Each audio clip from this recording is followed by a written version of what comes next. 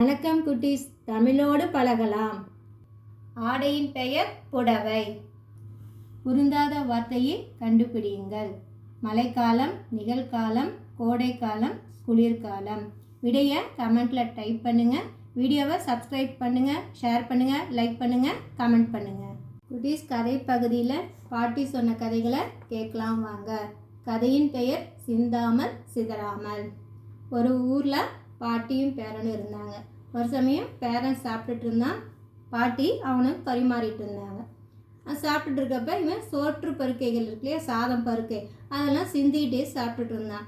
அப்போ பாட்டி சொன்னாங்க, என்னப்பா இப்படி சாப்பிட்டு சிந்திகிட்டே இருக்க அப்படின்னா, இது அப்போ பேரன் கேட்குறான், ஏன் பாட்டி சிந்துனா என்ன, இதனால் என்ன ஆகும் அப்படின்னு கேட்குறான். இப்போ இதெல்லாம் சிந்துனா அந்த சாதனம் யாருக்குமே யூஸ் ஆகாது இல்லையா அப்படின்னு சொல்கிறாங்க. அந்த காலத்தில் திருவள்ளுவரே சிந்தாமல் தான் சாப்பிட்டாரு எனக்கு கதை சொல்லியிருக்காங்க. நீ என்ன இப்படி அப்படின்னு கேட்குறான். உடனே பாட்டி, அது என்ன கதை பாட்டி அப்படிங்கிறான். சரி நீ சாப்பிடு, நான் சொல்கிறேன் அப்படின்ட்டு பாட்டி சொல்ல ஆரம்பிக்கிறாங்க. திருவள்ளுவர் அவங்க ஒய்ஃப் பேர் வாசுகி அம்மையார். வாசுகி அம்மையார் எப்போவுமே திருவள்ளுவர் சாப்பிட்றதுக்கு முன்னாடி மணப்பலகை போட்டு இலையை நல்லா கழுவிட்டு அது ஓரத்தில் உப்பு வச்சுட்டு அதுக்கப்புறம் அவங்க சாப்பிட கூப்பிடுவாங்க. அதுக்கப்புறம் சாப்பாடு பரிமாறப்போ பக்கத்துலேயே ஒரு ஊசியும் ஒரு கிண்ணத்தில் தண்ணியும் வைப்பாங்க. அது திருவள்ளுவர் சாப்பிட்டு முடித்தோன்னே அந்த ஊசியை பத்திரமா எடுத்து வைப்பாங்க. இதே மாதிரி ஒவ்வொரு வேலையும் சாப்பிட்ற உட்காரத்துக்கு முன்னாடி இது மாதிரி மணப்பலகை போட்டு இலையெல்லாம் நல்லா கழுவிட்டு ஓரத்தில் உப்பு வச்சுட்டு அப்புறம் கூப்பிடுவாங்க. அதுக்கப்புறம் அந்த ஊசியையும் ஒரு கிண்ணத்தில் தண்ணியும் எடுத்து வைப்பாங்க. இது எப்போவுமே வழக்கமாக அவங்க செய்கிறது தான். இது மாதிரி இருக்கப்போ அவங்க வீட்டுக்கு ஒரு கெஸ்ட்டு வராங்க. சாப்பிட்ற டைம்னால அவங்க வாசுகி அம்மா என்ன சொல்கிறாங்க, நீங்களும் சாப்பிடுங்க அப்படின்னு சொல்லிட்டு திருவள்ளுவர் பக்கத்துலேயே அவங்களுக்கும் உணவு பரிமாறாங்க. இதே மாதிரி அவங்களுக்கும் இலையெல்லாம் தண்ணிலாம் வைக்கிறாங்க. திருவள்ளுவருக்கு அந்த ஊசியும் கிண்ணத்தில் தண்ணியும் வைக்கிறாங்க.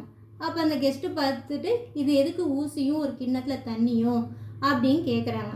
அப்போ வாசுகி அம்மா சொல்கிறாங்க, சாப்பிட்றப்ப ஏதாவது சோற்று பருக்கை எதெல்லாம் சிந்துச்சுன்னா அந்த ஊசியால் அந்த சாதத்தை குத்தி அந்த கிண்ணத்தில் இந்த கழுவிட்டு சாப்பிட்ற சாப்பாட சேர்த்து சாப்பிட்றதுக்கு தான் அப்படின்னு கேட்குறாங்க. அப்போ அந்த கெஸ்ட்டு கேட்குறாங்க, இது மாதிரி எப்போயாவது சிந்திருக்காரா, அந்த மாதிரி ஊசியில் குத்தி சாப்பிட்ருக்காரா அப்படின்னு கேட்குறாங்க.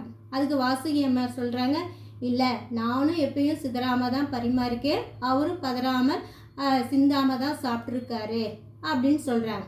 அப்புறம் சொல்கிற கெஸ்ட்டு கேட்குறேன், அப்படியே இந்த ஊசியையும் கிண்ண தண்ணியும் வைக்கிறீங்க அப்படின்னா கேட்குறாரு, இது மாதிரி சிந்தவே இல்லைல்ல, நீங்களும் சிதறாமல் தான் பரிமாறி இருக்கீங்க, அப்படியே இந்த ஊசியும் தண்ணியும் வைக்கிறீங்க அப்படின்னு கேட்குறப்ப, இல்லை இது மாதிரி வைக்கிறப்ப நானும் உணவு கவனமாக பரிமாறுவேன், அவரும் சிந்தாமல் சாப்பிடுவார், அதுக்காக தான் இது வைக்கிறோம் அப்படின்னு சொல்கிறாங்க.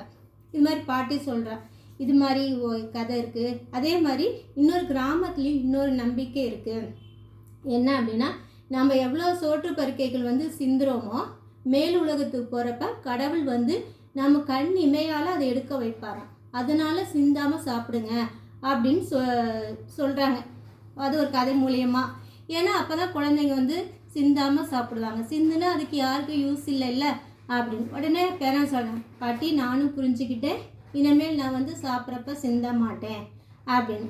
குட்டீஸ், நீங்களும் இனிமேல் சாப்பிட்றப்ப சிந்த மாட்டீங்க தானே? அடுத்த வீடியோவில் சந்திக்கலாம்.